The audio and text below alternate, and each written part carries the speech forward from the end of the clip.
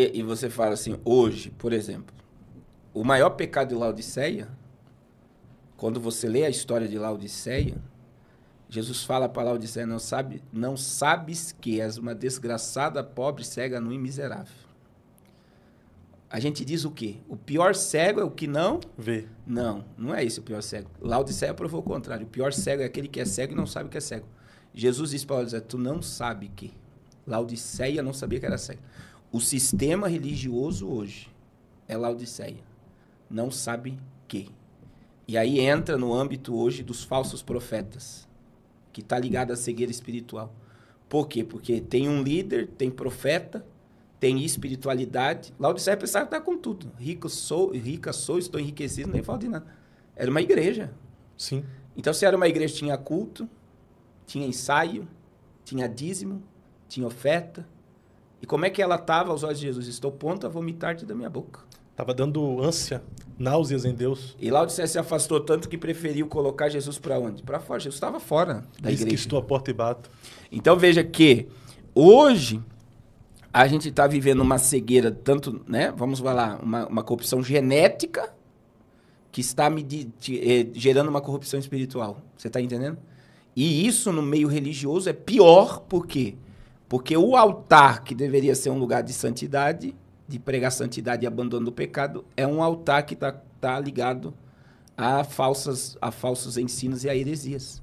Então, hoje, é muito mais fácil você encher uma igreja colocando um revelador que fala tudo que a pessoa quer, do que encher uma igreja pregando abandone o pecado, se você quer dar o reino de Deus. Nesse contexto aí, existem os verdadeiros profetas.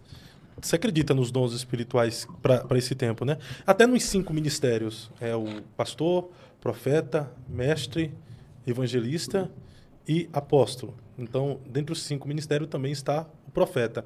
E aí, dentre os dons espirituais, existe o dom de profecia. Nós somos continuistas, então acreditamos que os dons é para hoje também, continua. Então há o dom e há o ministério de profeta para esse tempo, o dom de profecia e o ministério de profeta para esse tempo. Os verdadeiros existem, mas os que mais têm feito barulho são os falsos? Com certeza.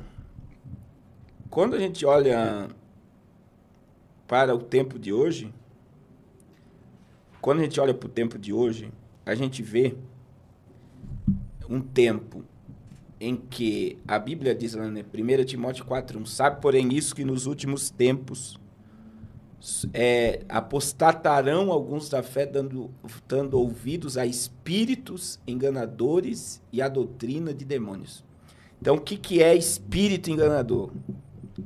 É aquele que parece o Espírito Santo, mas é um espírito enganador. Mas o mais pesado, Fábio, é a doutrina de demônio. Porque doutrina de demônio é tudo que alimenta a carne. Então, é muito fácil você entender se a igreja está herege ou a igreja ela é cristocêntrica. Porque eu acredito em profecia. Se a palavra de Deus não é mais suficiente num culto, Jesus não está nesse culto. Eu concordo contigo. E hoje as igrejas precisam ter algo a mais. Eu já preguei em igreja, eu acho que você já passou por essa experiência de só pregar a palavra e o pastor pegar o microfone porque não teve revelação nenhuma, falou, agora Deus vai se manifestar. Não teve manto, né? Porque precisa ter o manto, né? Então, veja bem, é porque precisa ter algo a mais para manter o povo no engano. Se a palavra de Deus não é mais suficiente em um culto, esse culto está carregado de espírito enganador e de doutrina de demônio. Tudo que acontece ali não é para glorificação de Cristo, mas é para glorificação do homem. E os espíritos enganadores têm feito festa em alguns lugares aí, né? Com certeza. E eu vou dizer, tem muita, mas é muita coisa que parece Jesus e é demônio. Infelizmente. Infelizmente. A gente tem aí pessoas falando abertamente que estão fazendo trabalhos em igrejas. Igrejas. E existem igrejas hoje que são verdadeiros terreiros. Por quê? Porque se a pessoa ela vai num culto para ser adivinhada, é a mesma coisa que a pessoa vai na macumba para adivinhar. Que usam a expressão de ser revelada, né? Mas é ser adivinhada. É adivinhada. Ela quer ser adivinhada. Quer ser adivinhada. Então não adianta. E isso gera o quê? Cegueira. Só que veja que a Bíblia diz, 2 Tessalonicenses 2, quando a Bíblia fala sobre que haverá sinais do engano, que Deus entregou esse povo ao engano. ao espírito do erro, para que eles sejam julgados por não querer acreditar na verdade. Então, na verdade, aí a sua fala não é nem contra os enganadores, mas as pessoas que se deixam ser enganadas. As pessoas querem ser enganadas. Seria Deus entregando essas pessoas ao espírito do engano? Porque elas não querem. No consciente, ela sabe que o que ela está fazendo desaprova. Mas ela quer uma palavra de aprovação para dizer que está tudo bem. Então, Deus entrega ao engano. E a gente vê que hoje, infelizmente, né, a gente está vivendo essa época em que a palavra de Deus não é mais suficiente. Mas estão comercializando também, né? É isso. Tudo isso, às vezes, é por conta... Os enganadores, por conta de uma popularidade, por se sentirem poderosos, mas existem aqueles também que querem ser beneficiados financeiramente através disso, né? Aí são aqueles que fazem essas campanhas, passam envelopes. Teve um bispo até que falou para mim que o povo... está inventando agora a macumba gospel. Os caras só revelam coisas relacionadas à macumba. E esses ditos profetas, eles têm a capacidade de enterrar, de fazer a obra mesmo. Eles vão lá, pegam o nome da pessoa, enterram no cemitério, depois liga para a pessoa dizendo, eu tive aqui uma revelação, que o seu nome foi enterrado no cemitério. E aí nós vamos desmanchar. Aí a pessoa vai e chega lá e ele consegue desenterrar o nome da pessoa do cemitério, meu irmão. Entendeu? Rapaz, é terrível, pô. Ele prepara tudo, ele enterra o nome da pessoa no cemitério e aí fala que Deus revelou, Deus... E geralmente é para pessoas empresárias, né? É por isso que os seus negócios não estão dando certo, é por isso que tá tudo travado. E aí um negócio do cara não deu certo, o cara, pô, não tá dando certo, vou desmanchar e não sei o quê. E eu vou ser usado por Deus para desmanchar essa obra. E aí leva o cara, olha aqui, tá vendo? Deus é na minha vida e tal. São bizarrices, né, pastor? E a gente vê que o povo dá crédito. Por que existe, né? Na parábola das 10 virgens existe algo muito forte. Quando o noivo veio, olha lá, o noivo veio. O grito, aí vem o noivo. Elas despertaram e viram que não tinha azeite. Elas foram nos que tinha azeite e disse o quê? Dai-nos o vosso azeite. O que elas disseram? Vai e compra. Então, se existia como comprar, existiam os vendedores de azeite. Só que é azeite falso. Então, o que nós temos hoje são vendedores de azeite falsificado. Mas não o azeite genuíno, né? Meu Deus do céu. Então, mas nós precisamos mais do que nunca nesse tempo do dom de discernimento de espíritos, né, pastor? É esse o momento. E o que dá discernimento de espírito a uma pessoa é o contato dela com a Bíblia. Uma pessoa que medita na Bíblia, que lê a Bíblia, que participa de estudo bíblico, ela não é enganada. Ela incomoda num ambiente desse. A pessoa bíblica incomoda. Ela pisa um pé num ambiente desse, ela incomoda o profeta, incomoda todo mundo. Porque ela é luz. Então, a gente tem que entender no hebraico, por exemplo. Quando a gente pega a palavra trevas no hebraico, o que é trevas no hebraico? Ignorância. O que é a palavra luz no hebraico? Conhecimento. Então, quando você tem conhecimento, você tem luz. Você vai incomodar, a luz é maior que as trevas. Sim. Então, você tendo conhecimento, você entra num ambiente de ignorância, você vai incomodar. E entra também dentro do assunto que o senhor falou anteriormente, sobre a glândula pineal. Se você tem um contato com Deus aqui, se o seu entendimento em Deus não foi cegado, você consegue ter esse discernimento do que de fato é Deus, do que de fato é emoção humana, é espírito enganadores, do que é demônio, né? Tá? E aí as pessoas estão indo para a igreja para o profeta, olha só, fazer a aceitação do seu pecado. Quer dizer, eu estou em pecado e Deus está falando que é comigo. É forte. Olha o nível. É Laodiceia pura. Não sabe que é cega. Esse povo não sabe que é cego. Eles não sabem. E a gente está vivendo uma desconexão com a verdade tão grande. Eu tenho pregado muito isso, Fábio. A gente é a última geração de uma preservação da palavra de Deus, pura como ela é. A última. A próxima geração não tem mais esse tato bíblico, essa sensibilidade. É por isso que eu acredito no arrebatamento da igreja para essa geração.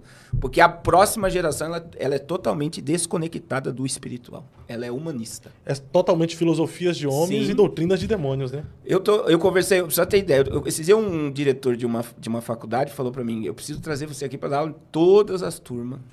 Faculdade teológica, tá? Por causa do humanismo teológico. Aí, segunda-feira ligou um pastor do Equador para mim, um amigão meu, ele tá fazendo teologia. Ele falou, pastor do céu, a hipergraça, né? Você já está salvo, não há mais pecado, não há mais condenação, não há mais juízo. E essa questão do que muita coisa que está escrito está se desescrevendo pela teologia atual. E ele falou, né? É um cara que foi judeu messiânico por 15 anos, estudou a Torá. Então, assim, eu acredito, né? Por exemplo, Deus livrou ele do judaísmo messiânico, hoje ele é um pastor cristocêntrico, se desvinculou do messiânico, do judaísmo. Porque o outro medo, a maioria dos pastores que eu conheço que entrou no judaísmo messiânico, negou a divindade de Cristo. O fim do pastor messiânico é negar. Ele vai se circuncidar, ele vai voltar às práticas da lei, ele vai praticar o sabate, ele vai começar a kasher, a alimentação judaica, e o fim é negar a divindade de Cristo.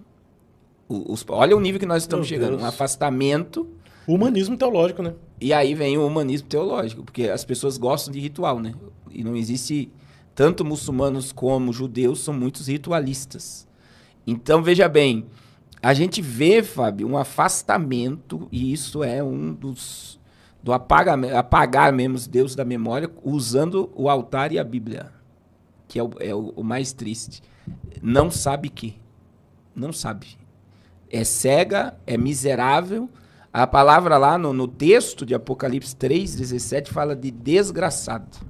Não sabe que isso me faz lembrar também do versículo mais triste do Antigo Testamento, quando a Bíblia diz: e não sabia Sansão que o Espírito do Senhor não estava mais sobre ele, né? Então, a pessoa não sabe. Outra questão do texto de Juízes. A geração não conhece Deus. Logo após Josué, né? Um grande líder que não preparou uma nova geração. Não conhecia Deus. E nem as obras que fizeram a Israel. E essa geração não sabe. Estão vivendo com a Bíblia, estão vivendo dentro do tempo, estão sendo iludidos. Por quê? Porque a Bíblia não é mais suficiente para o culto. Qual é o sinal disso? Qual é a igreja que você vai hoje, Fábio? Seja sincero comigo. Que você tem 1 hora de relógio para pregar. Não tem mais espaço para a palavra. Difícil, né? Eu falo, né? Longe de mim, né? Eu não consigo desenvolver um sermão menos de 1 hora em concluir. Só que hoje o que é? 30 minutos, tá, pastor? Tá lá, 1 hora de louvor. Agora vamos para a melhor parte. 30 minutos. E 30 minutos o povo vai embora com fome. Tá? Um povo que gosta de Bíblia não aguenta 30 minutos. É a mesma coisa a pessoa comer fome de comer um arroz com feijão e dar um pãozinho com manteiga. A pessoa vai embora com fome. É que o nosso povo é um povo muito místico, né? Eu acredito que o diabo tem se aproveitado disso para trazer esse misticismo que há em nosso meio. O grande problema é que isso já está afetando até a próxima geração. Tem até um rapazinho aí, de 14 anos, que ele está sendo meio criticado na internet. Só que as pessoas estão sendo agressivas também. A gente vive uma geração que as pessoas não sabem aconselhar. As pessoas só sabem criticar. E o extremismo. É o extremismo, né?